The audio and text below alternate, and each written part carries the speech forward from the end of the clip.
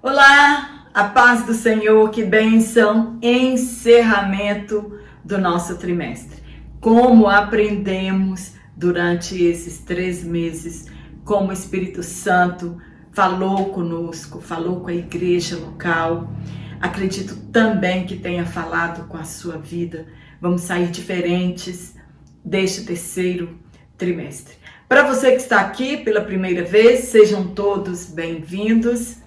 Para todos os irmãos que estão aqui semanalmente, meu muito obrigada por estarem comigo durante todo este trimestre. Quero agradecer já antecipadamente o carinho de todos vocês. Você que falou de onde que é, você que tem orado a meu favor. Que Deus continue te abençoando na pessoa de Jesus Cristo. E para mim é um privilégio muito grande estar aqui, poder estar aqui semanalmente, juntamente com você. Aprendemos uns com os outros, sabemos que o Ministério do Ensino não é fácil, exige dedicação pessoal, e eu acredito se você está aqui, é porque você realmente ama a Escola Bíblica Dominical, ama a sua vocação e quer dar o melhor para a sua classe. E hoje, na nossa última aula, nós vamos falar sobre o mundo de Deus no mundo dos homens. O reino espiritual inserido no mundo físico criado por Deus. Qual a visão do reino que a nação de Israel conhecia? O que eles imaginavam? Eles possuíam a visão no reino físico. Imaginavam que quando o Messias retornasse a eles, o reino seria restabelecido. O reino que eles perderam no exílio na Babilônia por 70 anos. A geração que viveu no tempo de Jesus era vassalo de Roma. Foram submetidos à Babilônia, depois à Pérsia e por fim ao Império Romano, iniciado por Alexandre o Grande. Eles esperavam a redenção, esperavam ser um povo livre. E por causa e devido a esse desejo, não compreenderam quando Jesus veio e trouxe o reino de Deus para a nação. Um reino espiritual e invisível, e esse não era o reino que a nação de Israel desejava. A mesma visão política que Israel tivera a respeito do reino, muitos hoje na igreja têm a visão das bênçãos divinas no âmbito material e não espiritual. Quando tratamos de bênção, logo vem na mente das pessoas as bênçãos materiais. Antes de Jesus ascender aos céus, ainda os apóstolos tinham dúvidas acerca do reino de Deus e perguntaram a Jesus se seria naquele tempo que o reino seria restaurado à nação judaica. Exatamente em 1948, Israel voltou a ser Estado. Uma nação que, sob muita pressão mundial, ainda aguarda o Messias. Não sabemos quando o reino de Cristo literal será instaurado na terra, mas devemos seguir as mesmas orientações dadas aos apóstolos. Esperar o tempo estabelecido por Deus, continuar evangelizando o mundo e sendo testemunhas do reino, revelando ao mundo o poder que o evangelho tem de transformar vidas, a graça salvadora e mostrando às pessoas, entre aspas, o ethos. Ethos é uma palavra grega que significa ética, o caráter moral da igreja, fundamentado na ética cristã, a nossa identidade pentecostal, os valores bíblicos que norteiam a nossa vida. É isso que a igreja foi chamada a fazer. A mensagem pregada por João Batista, por Jesus Cristo e os apóstolos foi uma só. Arrependimento é a porta de entrada para fazermos parte do reino de Deus. Eles anunciaram a chegada do reino de Deus. Arrependimento não é somente tristeza. Ela é uma reviravolta radical e deliberada da pessoa. É um retorno a Deus, que resultam em mudanças e ações morais e éticas. É uma conversão de 90 graus em nossa vida. A Igreja de Cristo é a expressão visível do reino de Deus no mundo. E percebemos a diferença existente entre os que representam os valores do reino e os que representam os valores do mundo. É a única instituição autorizada por Jesus Cristo para anunciar as verdades do Evangelho e também a única pela qual Deus continua agindo no mundo, por intermédio da igreja. A nossa luz deve brilhar em um mundo cheio de trevas. Os valores do reino são diferentes dos valores do mundo. O apóstolo Paulo afirmou que todos os valores que ele possuía no mundo visível, sua posição social, fama, sabedoria e riqueza, considerado aos olhos de muitos como lucro, para ele foi considerado como esterco, por causa de Cristo. Tudo para ganhar a Cristo. Decidiu perder todos estes valores. Jesus afirmou que o reino de Deus estava entre eles. Jesus estava indicando que algo desse reino já estava entre eles, o rei messiânico. E se rejeitavam a Jesus, de maneira nenhuma poderiam entrar no reino de Deus, que não é visível e ele também está dentro de nós. O novo nascimento é o passaporte de entrada para este reino. No tópico 1, nós vamos falar sobre o reino de Deus no mundo. Primeiro, a encarnação de Cristo. O desejo de Deus foi o de sempre estar no meio do seu povo. Ele esteve com Adão no jardim do Éden. Ele esteve com a nação de Israel por intermédio do tabernáculo e também depois por intermédio do templo. A glória de Deus se fazia presente nesses locais. E quando Jesus encarnou e habitou entre nós, ele trouxe aqui a presença de Deus a este mundo caído. Em João, está descrito que Jesus habitou, isso é, tabernaculou entre nós, e sua glória foi demonstrada por intermédio de milagres, dos milagres operados, da sua morte e também a sua ressurreição. Contudo, teria de retornar ao Pai, mas não nos deixaria órfãos. Enviou o Espírito Santo para estar conosco. E nós, hoje, somos o tabernáculo em que habita o Espírito Santo de Deus. Deus nunca abandonou o mundo criado por Ele. Ele sempre esteve aqui. E por que foi necessário que Jesus tornasse homem, deixar o seu trono de glória e morrer em nosso lugar? Jesus precisaria experimentar nossas aflições em um corpo sujeito a dores, morte e sofrimento. E somente assim ele poderia saber até que ponto o homem consegue vencer as aflições. E somente como um homem ele poderia expiar nossos pecados. Somente como homem ele poderia tornar-se o nosso sumo sacerdote. Não poderia morrer como Deus, sem saber realmente o que acontece com o ser humano, nos provando que sim, podemos vencer o mundo como ele venceu, vencer o pecado como ele venceu. No ponto 2, a mensagem do reino. Se soubéssemos quão simples é a mensagem do reino, haveriam mais conversões reais a Cristo. Quando observamos a simplicidade da pregação de João Batista, do próprio Jesus Cristo e dos apóstolos, e o efeito que ela causou na vida das pessoas que a ouviram, mudaríamos o nosso discurso e a preocupação em levar mensagens diferentes, acreditando que causarão efeito aos nossos ouvintes.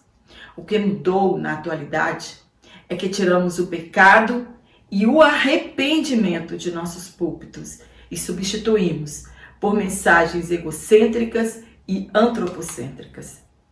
A mensagem da chegada do reino de Deus impactava a multidão que se dispunha a ouvir a voz de Deus. O ministério terreno de Jesus começou depois que ele foi revestido do poder do Espírito Santo e venceu as tentações no deserto. E ele não trouxe outra mensagem que não fora o arrependimento. É claro, a todos, sem exceção nenhuma, a todos que não arrependerem dos seus pecados, ninguém entrará no reino dos céus. Nem no reino espiritual e muito menos no reino literal que breve será instalado aqui na terra. Arrependimento não é tristeza, não é choro de remorso. No grego, arrependimento é, entre aspas, metanoia, que significa mudança de mente. É o abandono do pecado e voltar-se para Deus. É a pregação do arrependimento para perdão dos pecados. Sem arrependimento, sem perdão de pecados, sem fé na obra expiatória, redentora de Cristo, o pecador não pode se restaurar. Não há salvação fora destes princípios. A igreja foi chamada para a proclamação da mensagem do Evangelho. E a mensagem do reino, o arrependimento para perdão dos pecados. O crer não depende de nós, mas da fé do ouvinte. Infelizmente, muitos blasfemam do que não entende e mesmo assim perecerá em sua corrupção. E eles continuam deleitando-se em seus enganos. E cabe a nós pregar o Evangelho, que será testemunho para estas pessoas. No ponto 3, os valores do reino. Quais são os valores do reino? Todos os novos crentes e também crentes antigos precisam conhecer os valores do reino de Deus para não ficarem por aí dando, entre aspas, má nota. Quantos crentes apoiam candidatos de pauta progressista? E essas pautas, elas defendem o casamento entre pessoas do mesmo sexo, elas apoiam o aborto, a pedofilia, a prostituição. E eles acreditam que Deus mudou. Os valores do reino são inegociáveis e é exigido de todos aqueles que querem fazer parte do reino de Deus. Os filhos do reino devem expressar os valores do reino. Somos filhos da luz e devemos andar como tal, e não mais como filhos das trevas. Fomos tirados das potestades das trevas, transportados para o reino do Filho de Deus, Jesus. Nossas obras, elas devem resplandecer neste mundo caído. Então, quais são os valores do reino de Deus? Nós encontramos no Sermão do Monte, do capítulo 5 ao 7. Controle da ira. Jesus, ele intensificou o mandamento de ser proibido assassinar alguém, dizendo que o simples fato de irar já estamos sujeitos ao julgamento. No reino de Deus, não somente as ações exteriores que contam, mas as atitudes e as intenções do coração. Por esse motivo, é muito difícil fazer parte do reino de Deus. Os fariseus, eles possuíam uma lista de pecados exteriores e que praticar determinadas ações já era o suficiente. E Jesus trouxe novos valores para o reino de Deus. a intenção do coração e não só as práticas exteriores. A ira que Jesus fala aqui não é a ira contra o pecado, porém a ira cultivada. É a maldade alimentada no coração. Essa ira pecaminosa, ela destrói ao invés de construir. Ela rompe a nossa comunhão com Deus e com o próximo. Devemos nos consertar rapidamente se estamos irados com alguém antes que o pior aconteça. O casamento indissolúvel são valores. Infelizmente, no meio cristão, o divórcio por qualquer coisa já virou rotina. E muitos líderes têm permitido por não saberem o que fazer.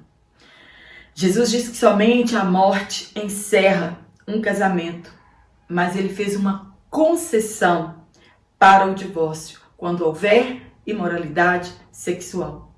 O adultério, por exemplo. Muitos homens, à maneira dos antigos sacerdotes registrados em Malaquias, trocavam suas esposas quando elas envelheciam.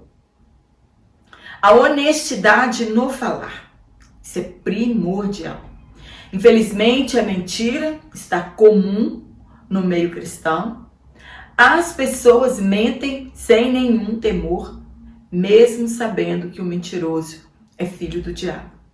Jesus afirmou que nosso falar deve ser sim quando for sim e não quando for não. Nossa palavra deve haver credibilidade e não precisamos de juramento para haver peso em nossa fala. Toda mentira é de procedência maligna. O não revidar as ofensas, também muito difícil na atualidade. A vingança ela é algo que corrói nosso coração e nos aprisiona.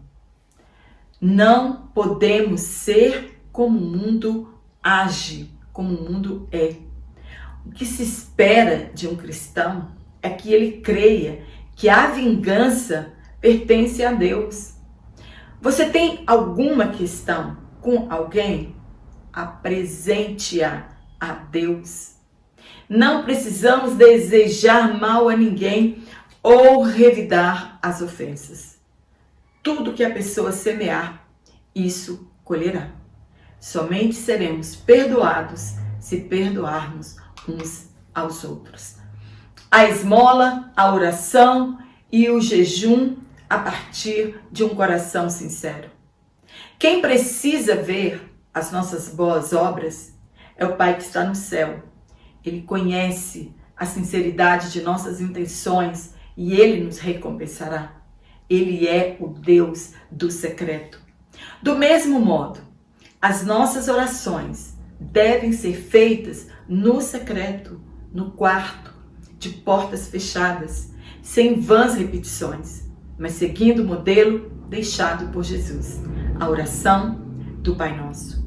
Da mesma forma deve ser o jejum. Ninguém precisa saber que estamos jejuando, é algo entre você e Deus. Do mesmo jeito, Ele nos recompensará, pois Ele é o Deus do secreto e Ele sabe todas as coisas. O não julgar aos outros. Como é interpretado errado esse versículo? Que não podemos fazer um preconceito antecipado, baseado somente nas aparências ou no que as pessoas falam. O texto não diz que as pessoas não devem ser colocadas à prova.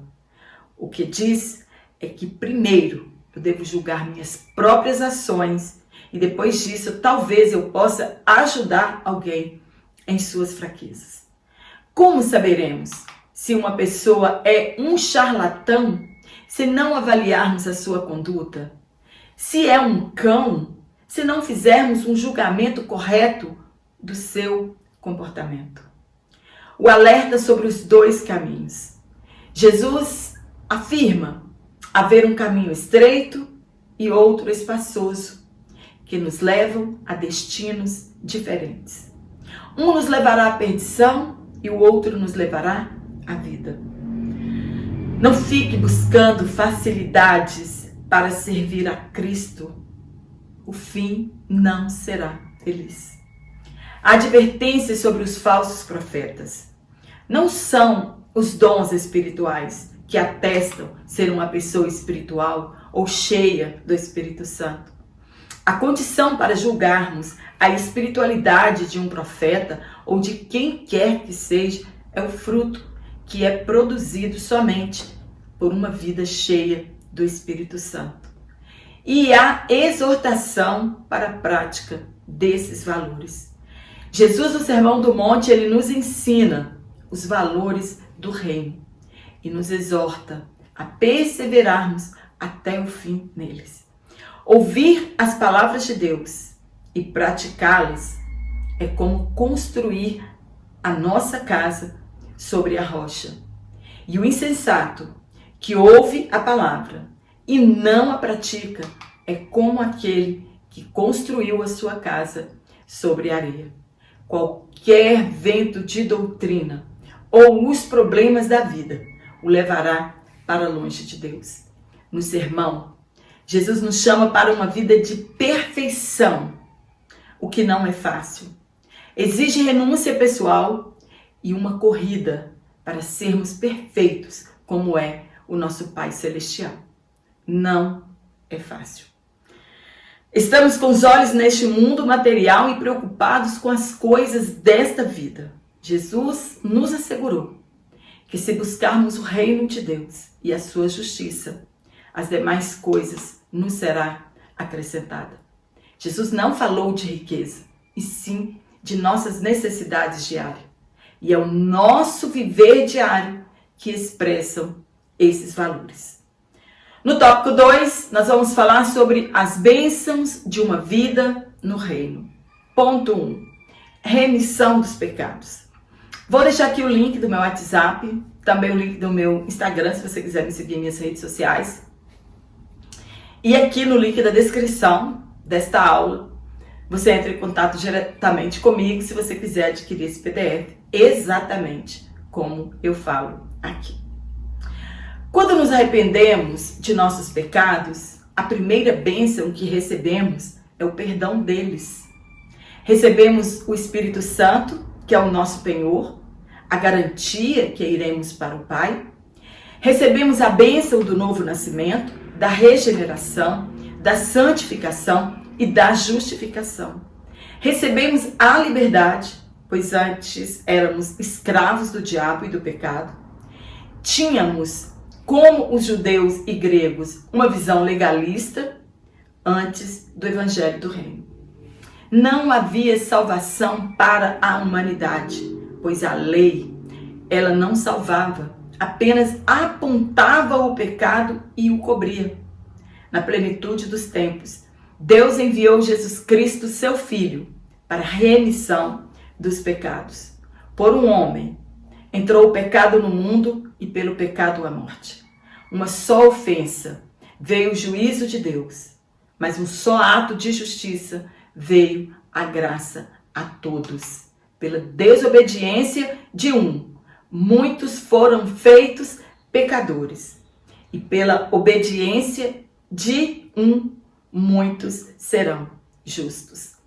Cristo nos resgatou da maldição ao morrer pendurado em uma cruz e nos transportou para o seu reino. Fomos elevados à posição de filhos por adoção, antes escravos, hoje filhos de Deus. Ao aceitarmos a Jesus, nós recebemos o poder, o direito de sermos chamados filhos de Deus, herdeiros de Deus e co-herdeiros com Cristo. No ponto 2, adotados e herdeiros de Cristo. Os israelitas acreditavam que somente eles possuíam o direito das bênçãos divinas. Desconheciam ou não entendiam o plano da salvação ou que os gentios foram incluídos nele. Há diversas passagens bíblicas que demonstram que a salvação é estendida a todos. O exemplo de Raabe e Ruth é suficiente para crermos que estávamos nos planos de Deus desde a eternidade, desde a antiguidade. Quando Israel fracassou no seu papel de ser luz para o mundo, os gentios então foram enxertados. Como fomos adotados, recebemos a condição de filhos e herdeiros das mesmas bênçãos de Abraão e a vida eterna, e co-herdeiros com Israel. Fomos abençoados com as bênçãos espirituais nos lugares celestiais. De escravos, fomos promovidos à condição de filhos. E essa eleição, antes da fundação do mundo, foi para sermos santos e irrepreensíveis, e tudo para louvor e glória de sua graça. Tudo que acontece em nossas vidas é para louvor e glória de Deus. A igreja não tem luz própria. Ela não tem glória em si mesma. Toda glória é tributada a Deus por intermédio de Jesus Cristo. A igreja é o lugar onde exteriorizamos os valores do reino e revelamos ao mundo o poder do evangelho na transformação de vidas. A igreja é parte da multiforme sabedoria de Deus, que ficou conhecida das potestades e autoridades nas regiões celestiais.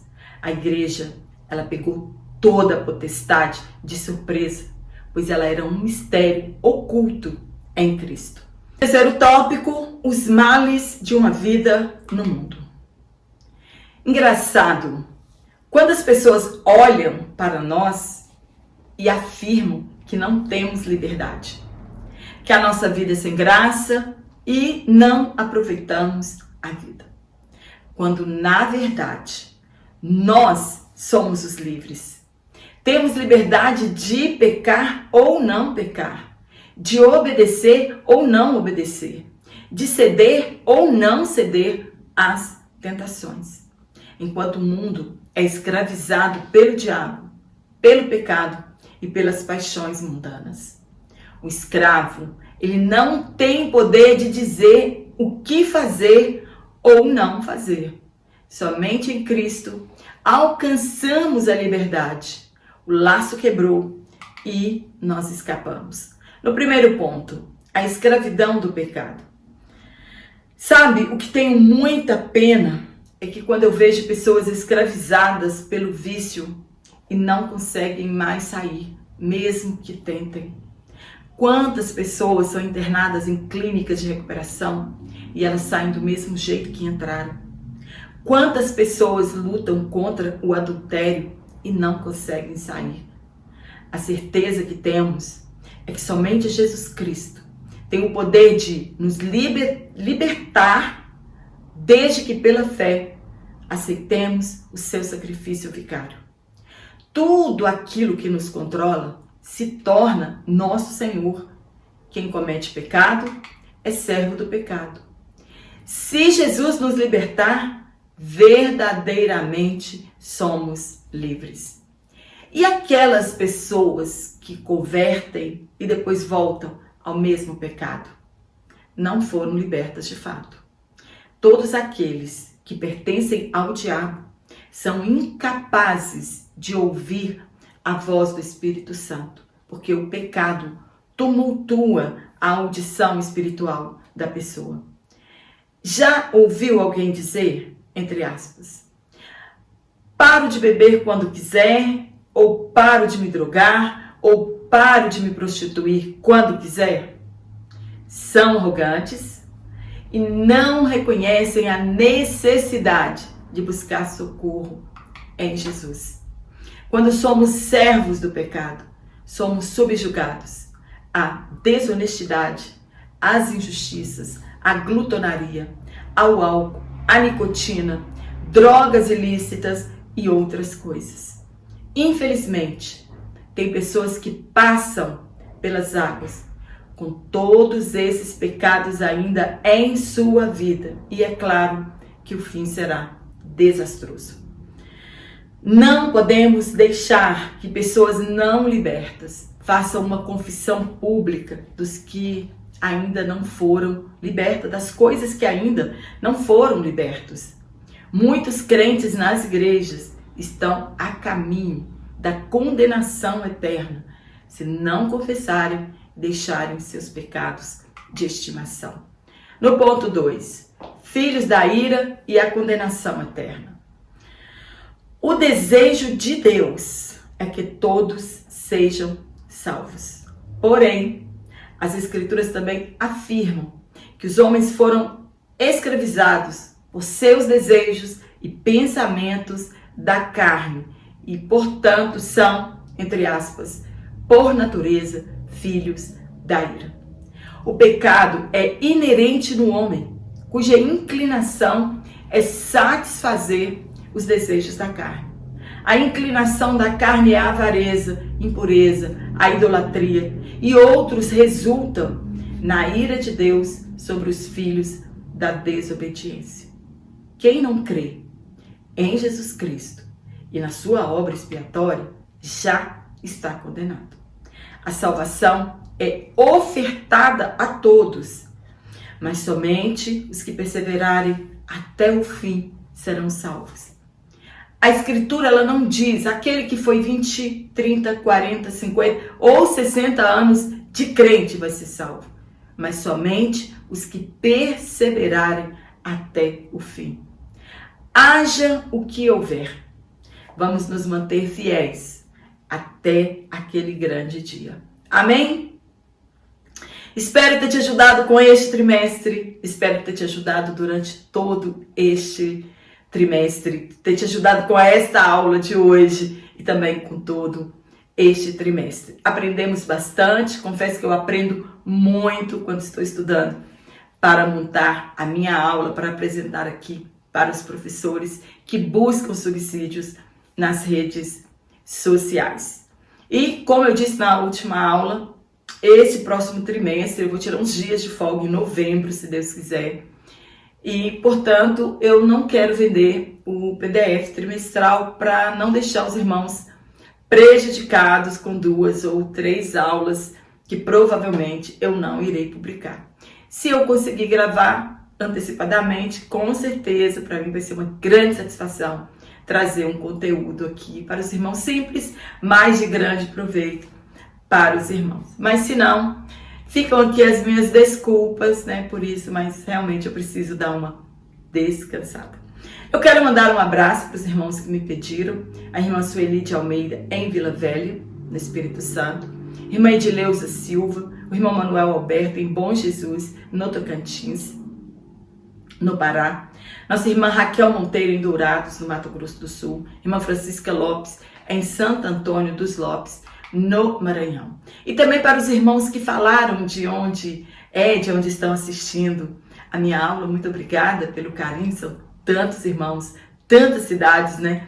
Nossos irmãos em Belfort Roxo, no Rio de Janeiro, Taubaté, São Paulo, Recife, Marabá, no Pará, Uberlândia, Minas Gerais, Salvador, Maranhão, Surubim, no Pernambuco, Maceió, São Domingos do Capim, no Pará, os irmãos de São Paulo, Castanhal, no Pará, Bom Jesus da Lapa, na Bahia, Aldeia Caramuru, em Pau-Brasil, na Bahia, e também Bangu, Rio de Janeiro. Muito obrigada pelo carinho de vocês, por terem estado até aqui comigo, né? Vencemos 3 trimestres esse ano e sou grata a Deus por tudo que Ele tem feito em minha vida.